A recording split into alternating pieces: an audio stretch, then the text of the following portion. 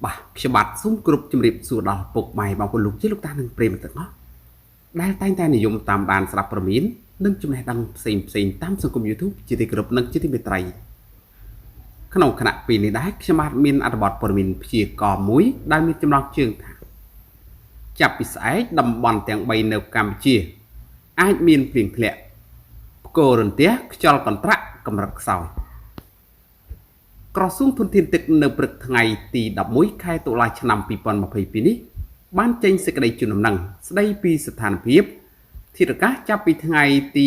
12ដល់ថ្ងៃទី18ខែតុលាឆ្នាំ2022ឲ្យបានដឹងថា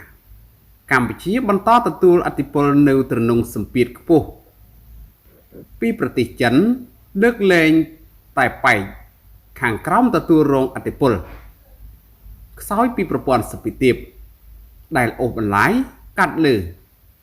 ចុងខាងត្បូងនៃដីសណ្ដោមេគង្គស្ថានភាពបែបនេះនឹងធ្វើឲ្យមួយតំបន់ទំនាបកណ្ដាលសីតុណ្ហភាពអបបរមាមានពី22ទៅ24អង្សាសេសីតុណ្ហភាពអតិបរមាមានពី30ទៅ32អង្សាសេបណ្ដាខេត្តនៅភាគខាងលើនិងភាគពីយប់អាចមានភ្លៀងក្នុងកម្រិតតិចដោយឡែករាជធានីនិងបណ្ដាខេត្តភាគខាងក្រោម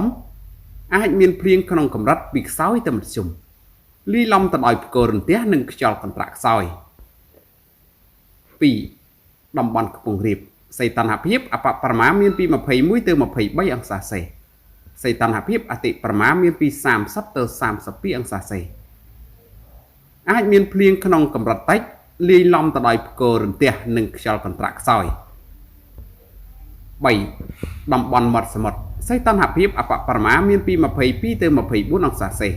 សីតុណ្ហភាពអតិបរមាមានពី29ទៅ31អង្សាសេអាចមានភ្លៀងក្នុងកម្រិតពីតិចទៅមធ្យមលាយឡំទៅដោយផ្គររន្ទះនិងខ្យល់កន្ត្រាក់ខ្សោយបាទហើយអត្ថបទព័ត៌មានដែលខ្ញុំបានជម្រាបជូនខាងលើនេះក៏មានតែប៉ុណ្ណឹងសូមអរគុណសូមជម្រាបលា